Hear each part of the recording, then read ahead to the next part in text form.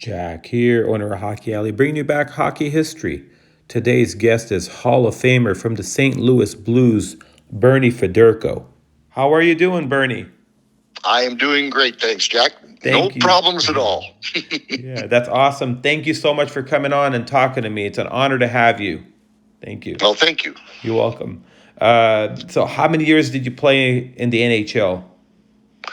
Well, I played 14 years altogether. I played 13 here in St. Louis and one in Detroit.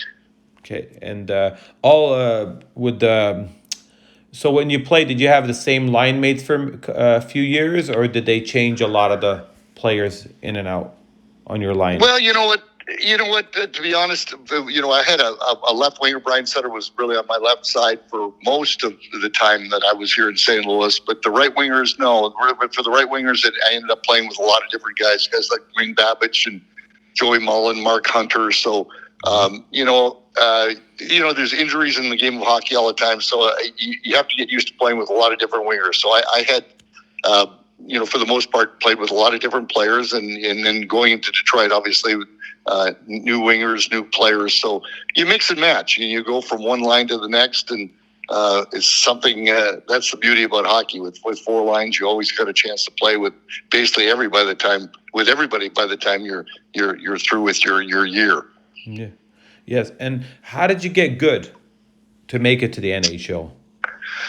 You know what? I don't know. I mean, there's all kinds of things that go on with that. I mean, I think there's a God-given talent that you get, and you've got to be given the opportunity. But growing up in a little town in the middle of Saskatchewan, we didn't have much else to do during the winter. I mean, it got in natural ice. Dad would flood the garden for us, and we skated outside from really probably the middle of October right through till the middle of March. We had a rink in town that was really nice. That actually the original rink that we had was right across the street from our house, but it burnt down when I was about 4 years old. And by the time they built the new one, I was 3 years later. So I was 7 then. So we being in a little town, you really never had to try out for a team. You went. If you wanted to play, you got a chance to play. There were just enough kids in town to fill it with every team. So, that's kind of what we did. I had 2 older brothers, a younger brother, so we played hockey all the time. We were whether it would be in the backyard after we shoveled the snow, or we'd play on the road in front of the house. The cars would drive by, and I mean, those were the days where there were grid roads, gravel roads, but there was so much snow that the cars kept driving on them that it really kind of turned them to ice. So we kind of were out there playing with our boots on and played hockey all the time. So it was something that we always did. So I mean, I was fortunate that I got an opportunity to play at a higher level. As I didn't know how good I was because I only played against kids around our area, and then as I got older, I got an opportunity to play against kids that were further away, towns that were further away, and then realized that I was going to get a shot. I got a chance to play junior hockey and made the team, and kind of the rest is history. Yeah, that's awesome that you don't have to try out. Today's hockey is discouraging. These kids work so hard and they go for teams. Teams are already picked. I don't know how it's in Canada, but USA, the coaches already have the teams picked and the kids don't get a chance. But I like where they're, picking the kids. There's no tryout. Everybody gets to play. That doesn't happen anymore. It's unfortunate. No, unfortunately it doesn't. But I mean, I think everything's been refined. But I think it's still in the little towns in America and in Canada. I'm sure in Europe as well. Is that if it's a little town and you just got enough kids to play at the different age levels. I mean, it's really good. I think that was what was very fortunate then. I mean, it was the same thing with basketball or volleyball, football. If you tried out, you got a chance to play. And if you were better than everybody else, then you had a better position. You got more ice time. So, but now, it's very understandable. I mean, hockey is so popular too in the States now, especially that there is an awful lot of competition, and consequently, everybody wants to play. So there has to be tryouts, and that's why some of the teams are so darn good now, and that's why there's so many great young kids that are getting the opportunity to play in the NHL now, because the skill level is just really, really increased a lot. It has, definitely. And you played exactly 1,000 games, which is really cool, and averaged more than a point a game way more. And what was the first thing that came to mind preparing for a game? So each game that you prepared, what was the first thing that would come to mind to get ready? Well, I think the game is your livelihood. Once you become professional, it's no different than any other job. So I mean, you have to plan, prepare for what you have to do. I mean, obviously, practice is very important in the game of hockey. We spent a lot of time in the morning skates practices on off days, so it was all about practice. So when it was game day, it was preparation. I mean, it was always meetings about what was going to go on the power play or the penalty kill or a game plan against the other team. So we always had those kind of things going on. So for me, it was no different. I was prepared all the time. I knew who I was going to be playing against. I knew what we had to do in our team, who the good players were on the other team. So it was just a matter of preparation and then playing the game that you're supposed to play. I mean, I was very fortunate to be a first round line player, so I got a lot of ice time. So I knew what I had to do, and consequently, it was our job to score goals and make sure that we tried to win games. So it was actually pretty easy. It was like a job that I think most people dream of, getting paid to play a game that you loved since you were a kid. It's an awesome job, definitely. And that you played the 1,000 games. Did they give an award for that? Is there anything you get for playing 1,000 games?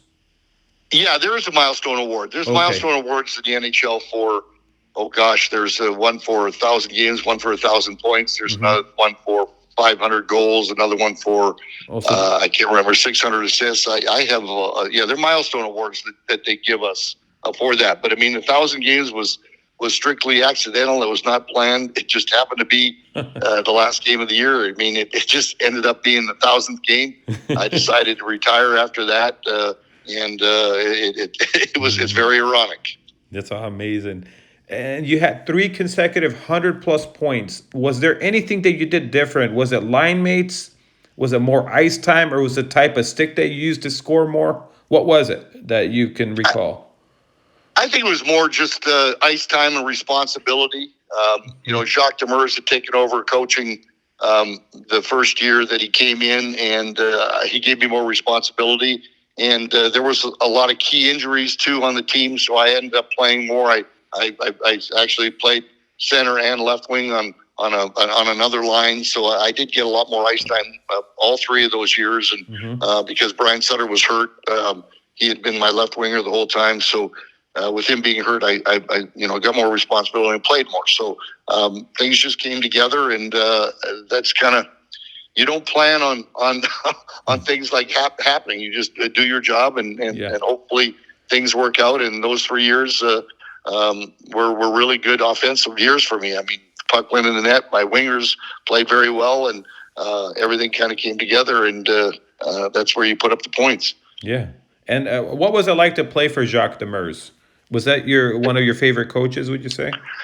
Yeah, it was. I mean, Barclay Plager really had taken me under his wing when I turned pro. I ended up being in the minors for 4 months, and Bark was coaching down there. So Bark was the assistant coach. He had health issues, and when they hired Jacques Demers, it was a perfect fit. I mean, Jacques was one of those guys that was very vocal, very much a motivator, and Bark was so close to me anyway. So the two of them was a pleasure to play for them. So I had, like as I said, lots of responsibility, and it was fun to play for Jacques. He made it fun, and when you're having fun, it makes the job a lot easier.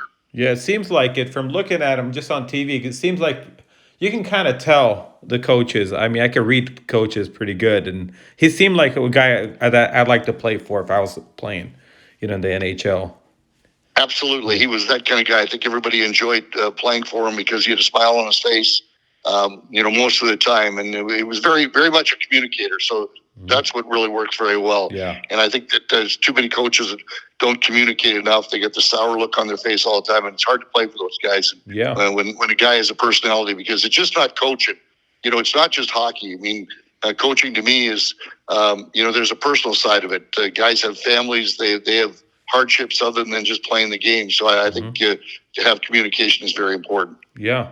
What kind of sticks did you use over the years? My channel's a lot about hockey sticks, and in the past, what players used. Did you use anything specific or?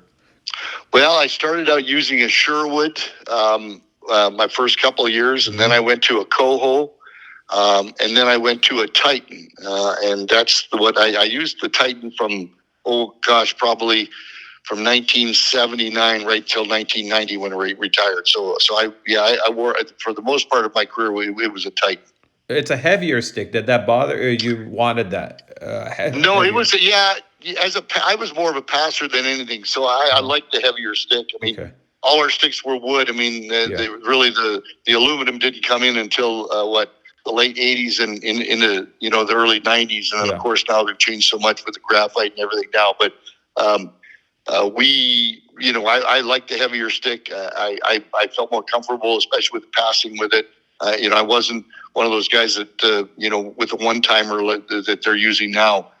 Sticks have changed so much, so we would have probably progressed with that as well. But the Titan suited me well. It suited Wayne Gretzky really well too. So it worked. It worked very well. Yeah, and they held up good on the blade. The ABS plastic, they didn't wear down, so you could use them outside.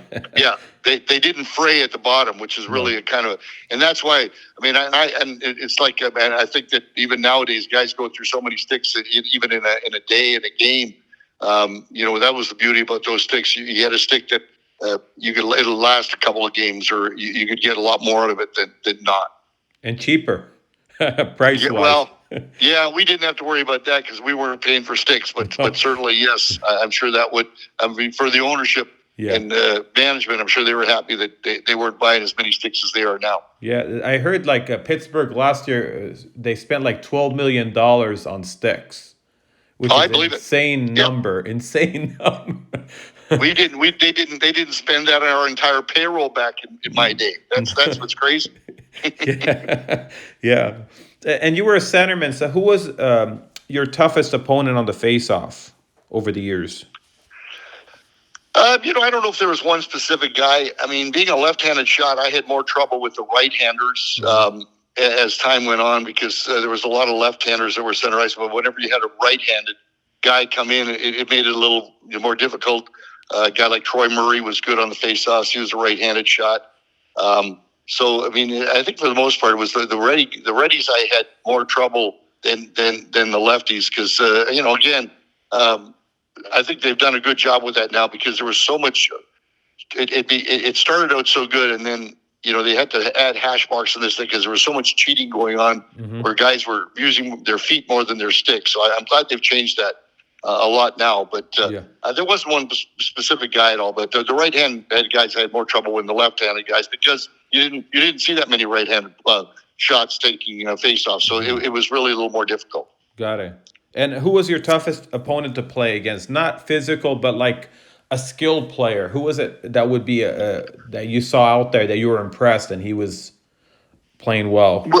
Yeah, I in my day, I thought that Brian Trottier was one of the top two-way players, in the game. I mean, Trotz could do it all, whether you wanted to play defense or kill penalties or play offense. I mean, there was no surprise that the Islanders were able to win, 4 cups in a row with him at that center ice position. But I didn't play against him a lot because I was the scoring center iceman, so I had more of their checking time against him. But Brian was, Trotzy was one guy that I really loved watching the way he played, and I really always admired how good a player he was because of his two-way play.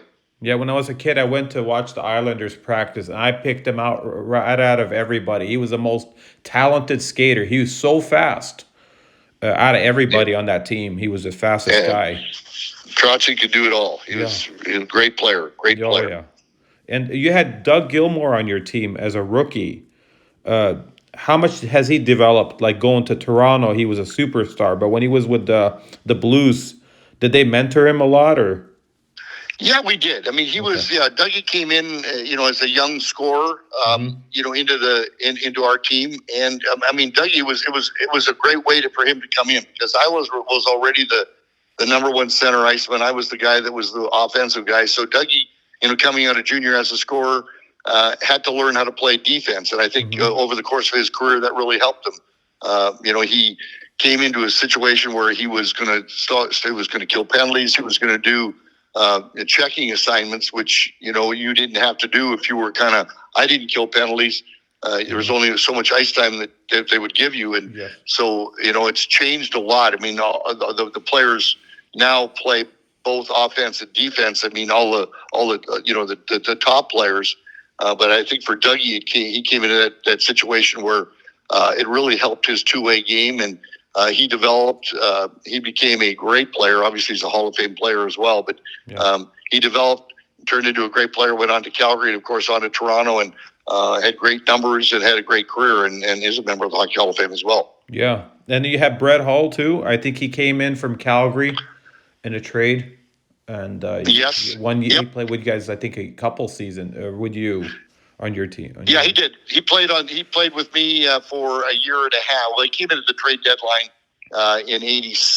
Would have been '88. Yeah, in the spring of '88, and so we played together in '88, '89. And you could tell the talent that he had. I mean, he shot the puck so well and so easily and so smoothly, and obviously matured as a player, and turned out to be, in my opinion, obviously one of the top natural scoring players that ever played the game of hockey. And he's still a dear friend, and get to see him a lot, and it's fun to have him around. Oh, nice. And was it easy to find him out there? Was he always in the right spot? I heard he knows how to find open ice. Yeah. No problem. Yeah, right? He did. I mean, as hard as he got checked, he always knew where the soft spots were in the ice. Mm-hmm. And, he was smart too. I mean, and I think that's the whole thing about when you play with someone that's really smart, they know where to go. They can read off what I'm going to do. And then you could dump a puck into a hole where you knew he was going to be, and he knew I was going to dump it there. So, that's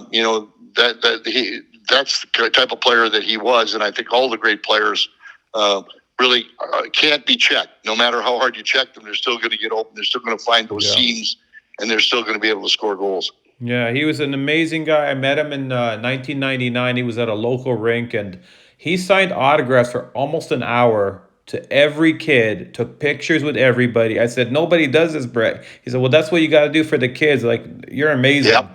He's just an amazing guy. Man. I mean, he took the time. Guy. Super. He learned from his dad. His dad, rest his soul, was the same way. I mean, Bobby was one of the great guys that you'll ever meet, and always had time for everybody, and it rubbed off on Brett as well. Yeah, absolutely.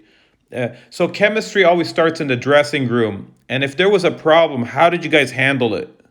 Was it the team, or was it the players would take care of it? No, it was the players. I mean, the locker room is for the players. I mean, we've always been in a situation, and the coaches always let. I mean, there's guys that have been around for a long time. When you come in as a rookie, as I did, there's guys in the locker room that are the leaders, and you know who they are very, very quickly. So as a rookie, you sit there, you listen, and you learn. And if there's an issue in the locker room, it was always up to the leaders to have a closed-door meeting if they had to, and everybody had a say then. Everybody spoke their mind, spoke their piece, and all the problems were hashed out internally. And I think was back then, and it's still the same way now. I mean, any team now still going through a little losing streak or have problems, it's always they don't let the coaches do what they want to do. That's resolved in the locker room, but by every all 20 guys that are in the room. It's different with kids though, like junior teams, stuff like that. It's usually the coaches, management gets in there. But I guess at the NHL, they're adults, and they know what works best for the team. Yeah, they do. But I mean, even in junior, I mean, I think that the kids are still. I mean, kids are playing the game. Kids are pretty mature when they're playing too. They know what's going on. So yeah, sometimes the coach or management has to come in, and it's not saying that they don't do that in the NHL. I mean, every once in a while, a coach is going to come in and blast everybody, or the general manager has to do that. But for the most part, if it's an internal problem, it's done by the players, and it doesn't matter what age group they are. They're the guys that are on the ice doing the work, and they're the guys that certainly and can talk about things and getting things straightened out, by themselves. Yeah. And anything funny happened over the years that you can remember? Any stories, funny stories? Oh gosh, I could talk forever on that. I mean, funny stories. I mean, what we had stories where, I mean, I think one of the funniest stories was in Madison Square Garden in New York with the Rangers playing the Rangers.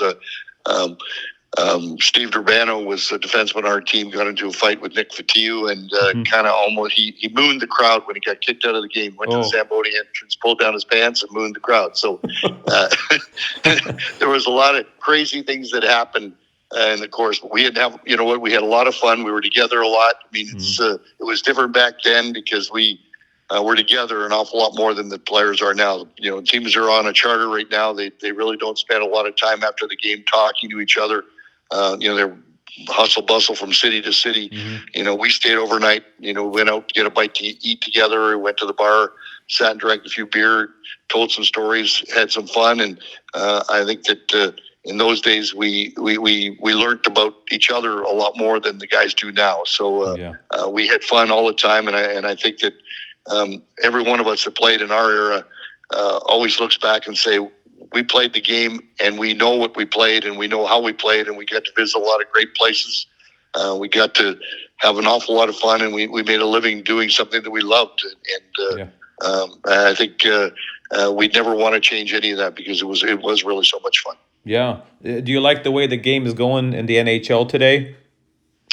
I like some of it. I mean, I think the game is obviously faster and more skilled than it's ever been. That has a lot to do with the training, the equipment. Everybody has personal trainers now, and the equipment's lighter and better, and even the sticks, everything is much better. So the training facilities and the guys are faster, stronger, and all that. But it's still hockey. I don't like the fact that they're taking out the hitting. It used to be an art, and I was not a hitter, but I understood that if I came through the middle of the ice with my head down, I deserved to get popped. And now you can't even do that. You can, the skill is really to the point now where there is no counteracting skill. I mean, you can't hit a guy, you can't take a guy. There's no fighting through a check or this and that because it's all freewheeling, and I think that there's a lot of people that don't like that part of the game. I mean, there's the game now is so predictable because nothing is going to happen that's unpredictable, and the physicalness is kind of gone. You can't police the game yourselves anymore. It's all done by the referees, and I don't like that part of it, but certainly. I like the skill levels that we're getting to watch a lot of players with such great skills. Yeah, it bothers me a lot when the player gets checked. There's always a fight after. That never happened in my time, your time. I mean, yeah, I know, and I don't like that. I mean, it's like they've taken away all the open ice hitting. And if there's if it's a really good hit, all of a sudden someone's going to jump in there because you're not supposed to do that. Why? The guy had his head down. He's supposed to get hit. So you'll never change that with me either. It's clean. It's as long as it's a clean hit. Yes, absolutely. And they're cutting through the middle. We never cut through the middle. We always went wide. We knew if you cut in the middle, it's very dangerous. And now absolutely. And the guys have their heads down. Yep. It's not supposed to be that way. I totally agree. Do you think that the problem is that they're taking away checking as a young age? Because for me, I think they should start checking at 6 years old, skating in the same direction, like an angling with stick on the ice, so they can learn how to use the body. You think that's the problem? Jack, I'm 100% on your side. I mean, I don't know why they're waiting till 10 or 12 now to hit. The size disparity at 10 years old is way too much now. I think if you teach everybody how to hit, or when they're 6 or 7 years old, they understand that everybody's the same size. But when you get to 10 or 12, some of the kids are already 6 feet tall. The other kid's only 4'6", and then the kid's going to be scared to death all the time. So I agree with you. I mean, I think that I understand. Obviously it's fast and it could be dangerous, but I think if the kids are taught right how to hit, I don't think there's anything wrong with that. Yeah, I agree. I just if I had to change one rule for kids, start them at 6 years old with coming in with the shoulder and just shouldering the guy so they can learn how to go into the boards. That's not happening. Yep, I agree. Yeah, agree 100%. I hardly watch NHL anymore. It's been like 3 years. I went to last time to a game, and 3 years this year I went to one. And I see the guys go to the boards and they stop. I never saw that before. I mean, and they turn their backs. We never turned our backs. No, So I know. it's It's a different game. There's no question. It's a different game now. Yeah, and the refs used to say, "You turn your back, you're on your own. We're not going to call." So nobody ever turned their back, and just it was Yep. just the way. Yeah, yeah. Bernie, I want to thank you so much for coming on and talking to me and this great stories. It's an honor to have you. Thank you. Thank you, Jack. It's been a pleasure. You know what? Hockey's a great game, and I'm glad you're spreading the word. Thank you. That's what I want to do. I archive and just, I don't get paid to do this. I just do it because I love the game and want the people, the fans, to know what it was like and what the players were like.